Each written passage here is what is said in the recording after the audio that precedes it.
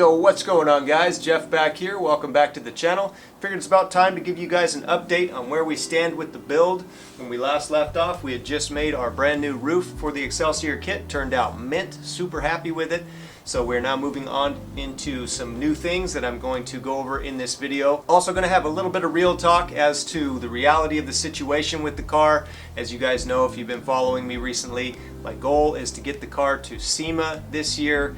And right now, long story short, it's looking like maybe it may or may not happen. It's about a 50-50 chance right now. So I'll kind of dive into that a little bit deeper and explain why that is. And then aside from that, I'm going to reveal a couple of new parts that have come in for the build that will be going on the car very soon here, as well as what we're doing right now. So stay tuned. Let's get right into it.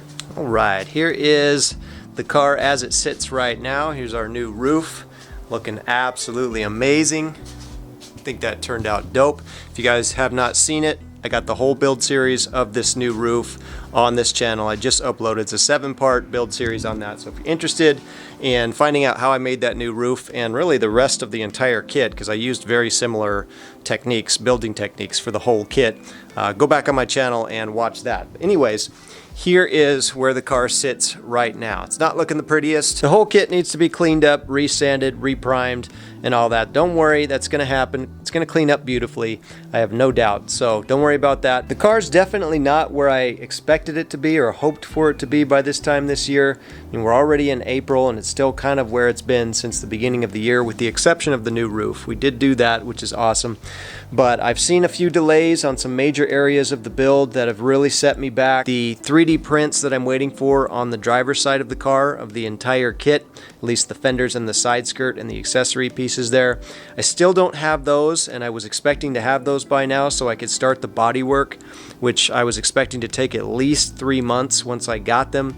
Still waiting on the completion of those. We do have the side skirt printed at this point, but I'm still waiting on the fenders to get started on all the body work for that. And already being in April, once I start the body work, I'm fully expecting, like I said, about 3 months of good solid body work to get them mold ready for the production molds on this. So I was definitely expecting to have that work started by now. I do want to point out though that the delays are by no means the fault of Adam at Aesthetic.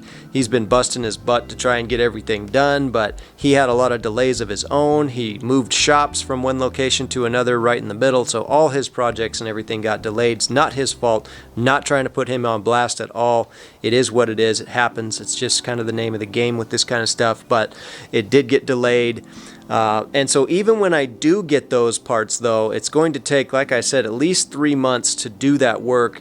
And the reason it's going to take so long to do the body work is because, as you guys know, I'm trying to get this kit put into production. So those 3D prints have to be smoothed out to absolute perfection. They have to fit exactly like the prototypes here on the passenger side, and I've never worked with 3D prints that extensively before to do that much smoothing and getting the lines straight. And so I really kind of penciled out a good 3 months at least to give myself adequate time to get the kit fitting perfectly on the other side, just like it is. And there's so many little aspects of this kit, like all of the accessory pieces and all the little particular areas that fit a certain way, that I definitely didn't want to assume that, you know, I'd get the prints, get it here and just whip it out in like a couple weeks. Like, that's not, I'm not playing that game. Like, I know it's going to take days. So, you know, even when I do get the prints, and I'm not even expecting to get them for at least another couple weeks here, it's going to take at least the 3 months to get those done, which is going to put me out to like July. And then after that, then the whole kit would need to go into molding to do the production molds for the kit. And that is another extremely long and extremely expensive process. So I don't even know how long that takes. I just know that it takes a long time. So let's just assume I got all the body work done with the 3D prints and got the kit completely dialed in by July, right? First part of July. The molds, I'm going to assume, would take at least 8 weeks, at least another 2 months. That's going to put me out to September. Then in September, we have to pull a full kit after the molds are done, we have to pull a full composite kit, of which, again, I was hoping to have in full carbon fiber, then put that kit on the car, then do the body work to get that kit perfectly sorted, then do the body work to paint it and get it all, you know, the carbon all perfectly situated and the tint on the carbon and everything. So that, who even knows how long that kind of stuff is going to take? And I'm sitting here trying to get to SEMA by the end of October. I'm just like, man, do I really want to put that kind of pressure on myself, or do I just want to say, you know what? I'm going to plan right now to take it easy, not pressure myself to try to squeeze the thing into SEMA this year and possibly jeopardize the quality of the end product. Definitely not what I want. I want to make sure that whether it makes it to SEMA or not, the thing is dialed in and dimed out perfectly. If that means we don't make it to SEMA this year, then so be it. I'm not gonna fret about it. I have not even mentioned the other big delay that I've seen, which is with my interior. My interior right now is almost about as pulled out as it can possibly be for a 350Z. Still got the carpet, and it's got this stuff back here, which all needs to come out right now. But that has been the other major delay that I've seen with this thing, is my interior work. I am doing a full interior overhaul, full reupholster on everything, and the guys that I'm working with to do all of my interior are also massively delayed this year.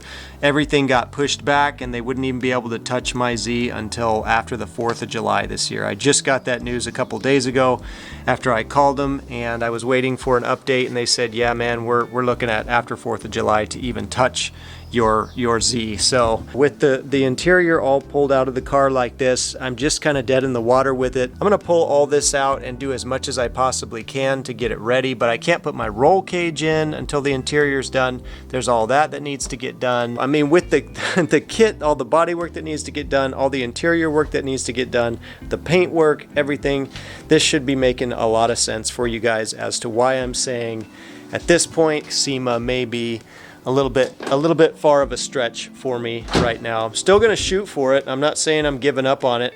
I'm gonna continue to hit this build every bit as hard as I have been, whether it gets to SEMA or not. We're not slowing down on this thing. But you can see all of my interior, everything has just been pulled out and has been sitting here waiting for them to give me the green light to bring it by so they can get started.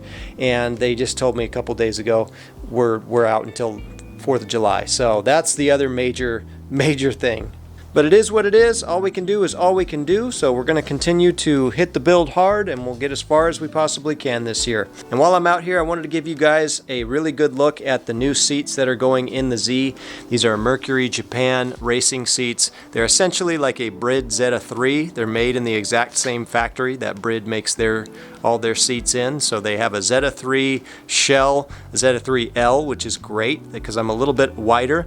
So they're perfect fit for me, and the Zeta 3 has always been my favorite seat design, so I was very, very happy to have gotten a super good deal on a set of these seats from my buddy Daniel with SS Works, and it gives you a good idea of at least part of the interior theme that we're going to be going for the Z. And it's going to have blue in it. That's all I'm going to reveal for now. But they're very, very nice street suede blue bolsters with the nice black suede centerpieces. I am going to actually be adjusting the upholstery on these a little bit though, and I'm going to be modifying the center section with authentic Brid gradation material. So I'm going to be replacing all the plain black center with the classic Brid design. I think that's going to be awesome. I also have these little pillows here. Actually got these from Amazon that are going to be perfect for the headrest as well on these. So super cool. And when you guys see the interior work that we're going to be doing, the upholstery and the colors and everything, it's all going to make a whole lot of sense. I of course also do have the Cusco roll cage that's going to be going in the car after the upholstery work is done. Cannot put that in the car until at least the headliner is done and the dash and everything.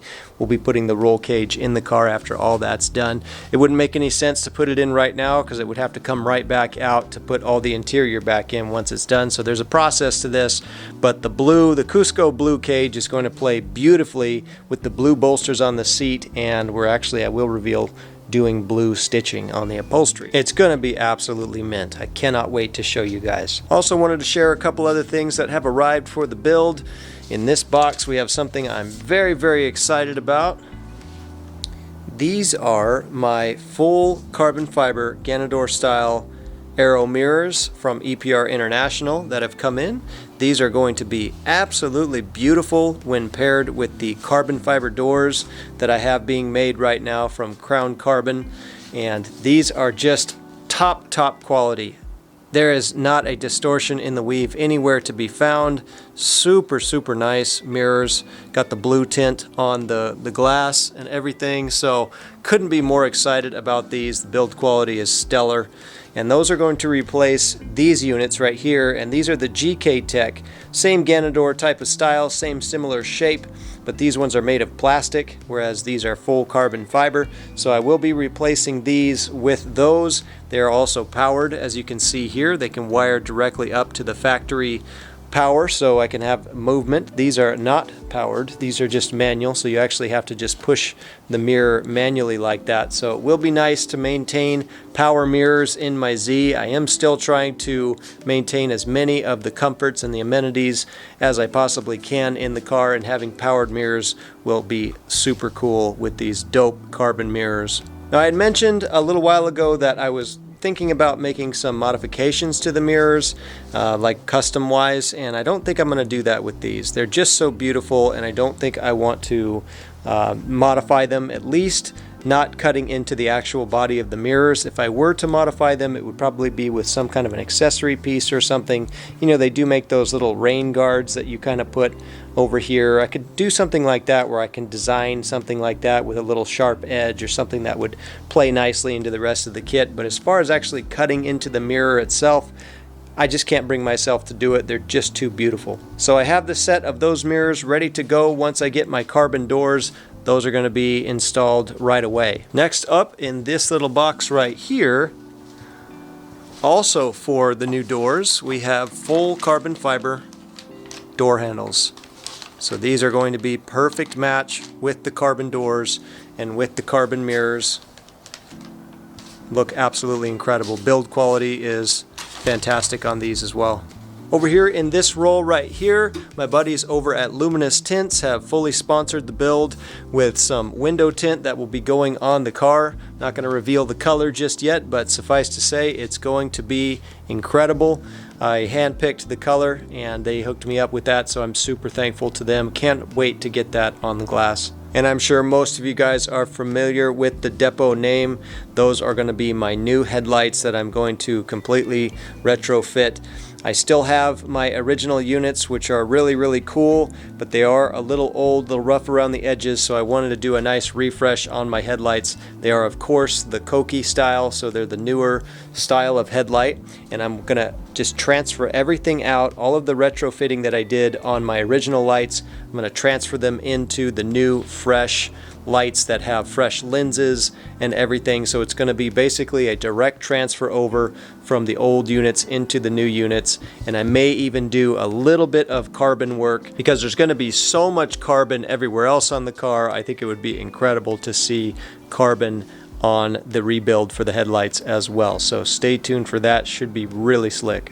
And lastly, I have my gauge cluster chilling over here because I am going to be doing a brand new overlay for my gauges. A lot of you guys are familiar with this upgrade, and it was just too cool for me to pass up, and it fit my color theme perfectly. So these are the ADD-W1 or ADD-W1. I'm not sure how to pronounce their company name, but it's ADD-W1. They make this incredible gauge overlay for the 350Z cluster. Had to go with it. It also has overlays for the triple gauge pod that goes on the upper portion of the center dash, and that will be swapped over as well.